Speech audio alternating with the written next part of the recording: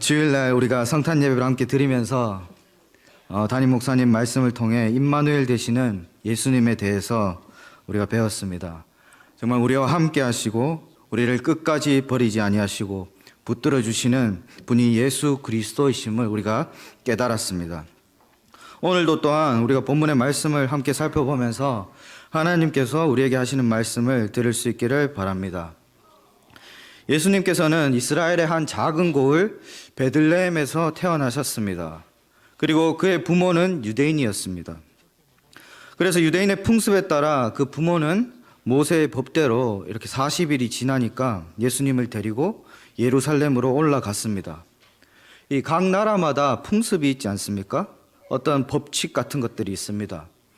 예를 들면 우리나라 같은 경우에는 요즘은 다들 이제 아기를 놓으시고 산후조리원으로 가시는데 옛날에는 이렇게 금줄을 대문 앞에 걸어놓고는 했습니다. 거기에 뭐가 걸려있는지에 따라 아들인지 딸인지도 알기도 했고요. 그리고 그런 것들이 부정함과 우리나라 풍습으로는 잡기를 막는다 뭐 이런 의미들이 있었습니다. 또 외부인의 출입을 막음으로써 산모와 또 아이의 위생 그리고 건강을 지키는 그런 기능이 있었죠. 그리고 21일이 지나면 그 금줄을 보통 걷어내곤 했습니다. 비슷하게 이스라엘도 하나님이 이렇게 출산한 후에 세워주신 법도들이 있었습니다. 예를 들면 8일 만에 할례를 베푸는 일이라든지 또 40일이 되면 부정했던 이제 산모가 정결하게 되는 예식을 치른다든지 그리고 모든 이스라엘의 초태생 그러니까 첫 번째 장자들은 하나님의 소유라고 말씀도 해 주셨습니다. 그래서 그 예법에 따라서 예수의 부모가 오늘 아기 예수님을 데리고 예루살렘으로 올라갔습니다. 한편으로 또 시므온이라는 사람이 있었습니다. 이 사람이 누구인지는 자세히는 알 수 없지만 성경의 표현을 빌리면 이렇게 말합니다. 의롭고 경건하여 이스라엘의 위로를 기다리는 자라 성령이 그 위에 계시더라 했습니다. 그래서 성령이 충만했던 사람 시므온입니다. 그는 성령으로부터 주의 그리스도를 보기 전까지는 당신이 죽지 아니하리라 하는 말씀을 들었었습니다. 그리고 성령께서 감동을 주셔서 그도 성전으로 향했습니다. 그리고 그 경건하고 의롭고 성령 충만한 사람인 시므온이 이 아기 예수를 성전에 있는 그 아기 예수를 보자 그 아기 예수를 안고 하나님을 찬송합니다. 오늘은 그 찬송을 통해서 예수님이 어떤 분이신지 살펴보기를 원합니다. 첫째로 예수님은 약속대로 오신 그리스도이십니다. 하나님은 시므온에게 약속을 주셨습니다. 성경을 가지신 분이 있으시다면 26절에 나타나 있습니다. 26절에 나타난 내용은 무엇인가? 그것은 아까 말씀드린 대로 그가 죽기 전에 그리스도를 볼 것이라는 내용이었습니다. 그는 오늘 그의 찬송 중에 이렇게 고백합니다. 29절에 보시면 이렇게 고백하고 있습니다. 주제여, 이제는 말씀하신 대로 종을 평안히 놓아주시는도다. 그 말은 자신이 이제 그리스도를 봤다는 것입니다. 그리고 자신이 안고 있는 그 아기가 그리스도라는 말씀인 것입니다. 여러분 얼마나 감격을 했으면 이제 종을 평안히 놓아주시는도다 라고 표현했겠습니까? 우리 보통 영화 같은 데 보면 어르신들이 이런 말씀을 하는 것을 봅니다. 자기의 아들이 자기의 손자가 장가가는 것이 정말 소원이었던 어르신이 계십니다. 그러면 이제 그 손자가 장가가는 장면을 보면서 이렇게 멘트를 하기도 하죠. 이제는 내가 죽어도 여한이 없다. 이제는 내가 평안히 하늘로 갈 수 있겠구나. 그런 말을 합니다. 그 말은 뭡니까? 기쁨에 대한 표현입니다. 표현할 수 있는 가장 큰 기쁨의 표현입니다. 그와 동일하게 오늘 시므온도 자신이 그리스도를 눈앞에 두었다는 사실 자체가 큰 기쁨이었음을 표현하고 있는 것입니다.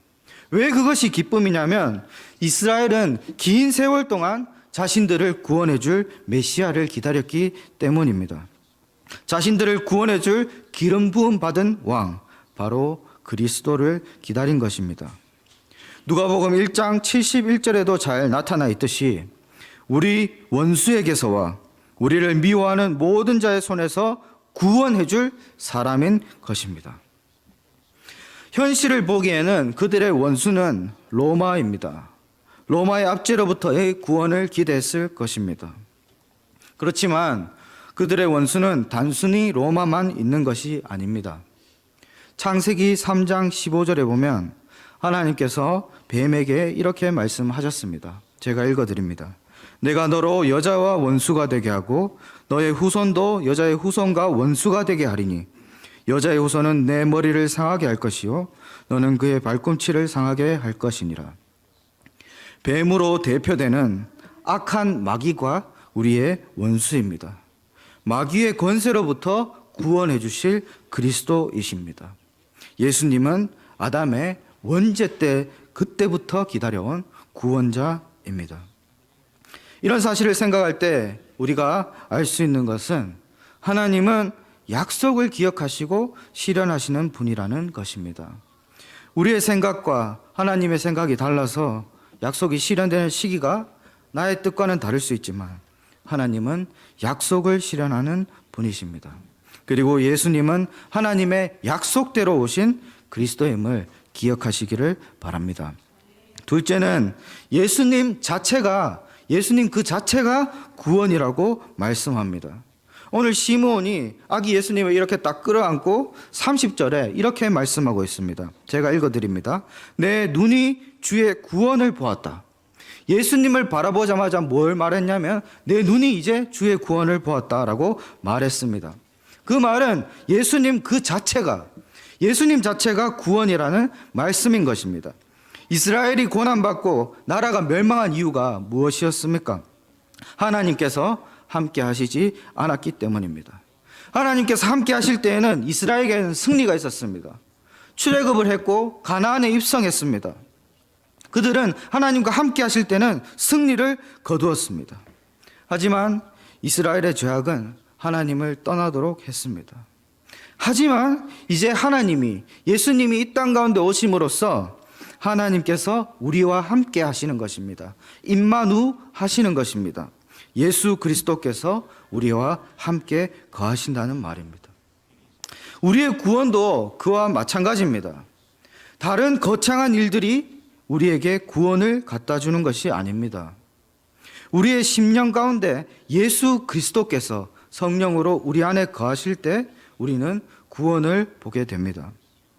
쉽게 말하면 예수님을 영접하는 것, 곧 그것이 구원입니다. 그래서 요한복음 1장 12절에 이렇게 말씀하십니다. 영접하는 자, 곧 그 이름을 믿는 자들에게는 하나님의 자녀가 되는 권세를 주셨으니 이 사실을 믿으시기 바랍니다. 예수님이 곧 구원입니다. 깊은 수련을 통해서 우리가 숭고한 지식에 다다르고 또 깨달음도 얻고 또한 성실하게 우리가 선한 일들을 이렇게 이웃 가운데 주변에 행함으로써 나의 도덕적 수준을 이렇게 막 높이고 그렇게 하는 데에 구원이 있는 것이 아닙니다. 다시 말씀드립니다. 구원은 예수 그리스도에게 있습니다. 그것은요, 미련해 보일지 모르겠습니다. 단순히 예수님을 영접하기만 하면 구원받는다는 사실이 전혀 숭고해 보이지도 않고 굉장히 수준 낮아 보입니다. 하지만 이렇게 고린도전서 1장 18절에서 말씀하십니다. 십자가의 도가 멸망하는 자들에게는 미련할 것일지 모르나 구원을 얻는 자들에게는 우리들에게는 하나님의 능력이 된다라고 말씀하십니다. 예수님이 곧 구원입니다. 세 번째는 예수님은 이방을 비추는 빛이십니다. 여러분, 예수님의 구원은 만민을, 온 열방을 그 대상으로 합니다. 그래서 오늘 시므온도 그 구원이 뭐라고 표현하냐면 만민 앞에 예비된 것이요 라고 말씀합니다. 하나님의 구원 계획은요, 언제나 처음부터 인류 전체를 향해 있었습니다.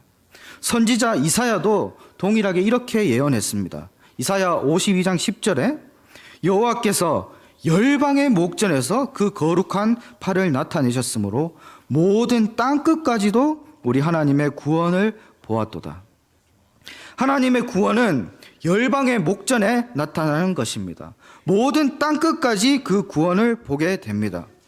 예수님을 이방을 비추는 빛이라 하는 말씀은 오늘 이사야의 예언과 딱 맞아 떨어집니다. 여호와의 구원이 나타나면 모든 땅이 그것을 목도하는 것과 마찬가지로 예수님의 구원의 빛은 이방을 비추는 것입니다. 만민을 향하는 것입니다. 여러분, 빛은 감추인 것을 드러나게 합니다.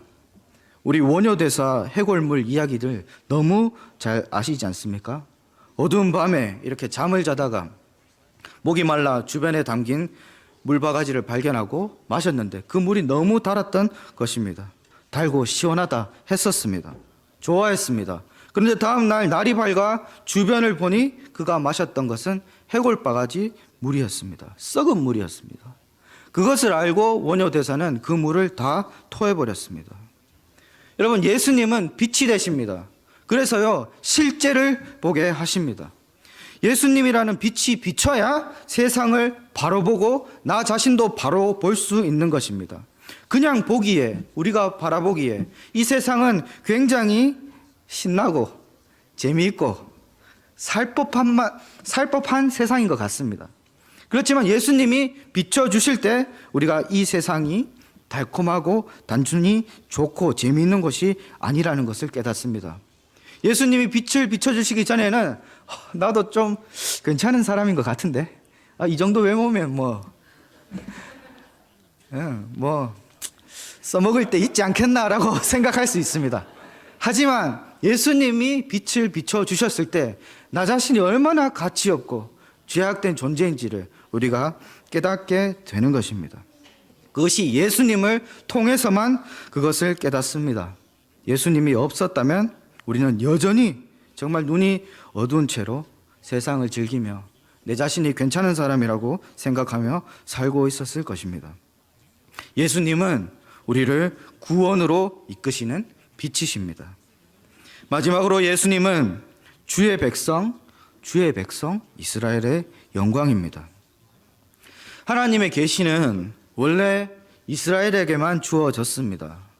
그러나 예수님을 통해서 그 구원의 빛이 온 열방에 비치게 되었습니다. 이스라엘의 혈통을 타고 세상에 오신 예수님 덕분에 우리도 복음의 빛을 비추게 된 것입니다. 보게 된 것입니다.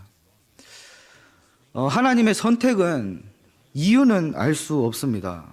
여기 앉은 우리들도 우리가 왜 선택받았는지 알 수는 없지만 그것을 은혜로 여기고 감사하는 것과 마찬가지로 하나님께서는 이스라엘이라는 나라를 택하셔서 자신을 계시하셨습니다. 그 이스라엘은 하나님을 사실 세상에 이렇게 알리기 위해서 세워진 나라였습니다. 하나님의 통치를 만방에 알리기 위해서 세워진 나라였습니다. 그렇지만 죄악된 인간들로서는 그 하나님을 알리는 일을 실패하고 말았습니다. 다윗, 솔로몬 시대에는 잠깐 영광을 누리는 듯 했지만 이내 실패하고 말았습니다. 이스라엘이라는 나라는 버려지고 망해버린 나라였습니다. 그런데 아주 놀라운 것은 하나님께서는 이스라엘에게 하신 약속을 그대로 이루십니다. 이스라엘을 통해서 만민의 구원을 이루어내게 하십니다. 그 방편이 무엇이냐? 오늘 우리가 기념하고 있는 예수 그리스도입니다. 예수 그리스도를 통해서, 예수 그리스도 한 분을 통해서 이스라엘의 영광을 회복시켜 주시는 것입니다. 김연아 선수 너무 잘 아시죠? 김연아 선수 덕분에 동계올림픽이 참 재미있었던 것 같습니다. 멋진 이렇게 선율에 맞춰서 시원하게 막 스케이팅을 하면서 트리플 악셀을 딱 돌 때 마치 제가 거기에서 뛰고 돌고 있는 것처럼 정말 마치 내가 정말 그 선수가 된 것처럼 기뻤는데요. 그 김연아 선수 한 명 때문에 우리나라가 피겨스케이팅 강국이라는 그런 영광을 누리지 않았습니까? 그와 비슷하게 그와 1대1로 비교될 수는 없겠지만 예수님이 이스라엘의 혈통으로 태어나셨다는 것은 이스라엘 그 나라에게 있어서는 말로 다 할 수 없는 영광입니다. 정말 만민의 구원을 이스라엘이라는 나라가 이루어낸 것입니다. 근데 그것을 반대로 생각해 보면 뭡니까? 예수님이 없다면, 예수님이 이스라엘이 없었다면 이스라엘은 아무것도 아닙니다. 예수님이 이스라엘을 영광되게 하는 것입니다. 김연아 선수가 없었다면 우리나라 피겨는 아무것도 아닙니다. 김연아 선수 때문에 영광되는 것이죠. 동일하게 우리들도 주의 백성들입니다. 예수님께서 우리를 영광되게 하신다는 그 사실을 기억하시기를 바랍니다. 예수님은 우리들의 영광입니다. 비록 나는 아무것도 한 것이 없고 그저 김연아 선수를 통해서 피겨 스케이팅 강국에 포함된 나라에 사는 사람인 것처럼 예수 그리스도를 통해서 내가 영광을 누린다는 말씀입니다. 내가 그리스도의 소유되었다. 내가 그리스도의 백성이다. 라는 그 사실이 우리로 하여금 영광을 누리게 하는 것입니다. 예수님이 우리의 영광입니다.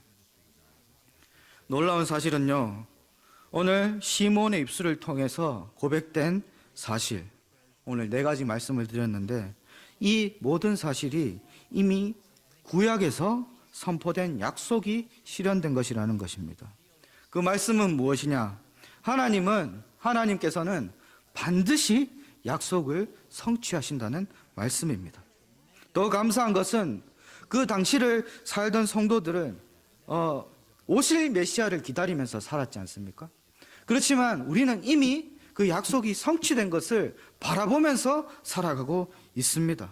우리는 이미 성취된 것을 보고 있기 때문에 훨씬 더 나은 형편 가운데 신앙생활을 하고 있는 것입니다. 예수님이 오셔서 어떻게 우리 죄를 사해 주셨는지를 우리는 이미 알고 있습니다. 구약 성도들보다도 신약을 살던 성도들보다도 훨씬 더 믿기 좋은 환경입니다. 하나님의 말씀은 꼭 성취된다는 것을 기억하시기를 부탁드립니다.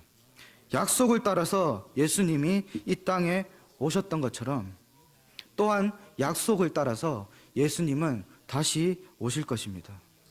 오늘 크리스마스를 보내면서 우리에게 앞으로 다시 임할 그 구원의 날을 기대하면서 예수님의 오심을 찬양할 수 있기를 간절히 축원드립니다. 함께 기도하시겠습니다.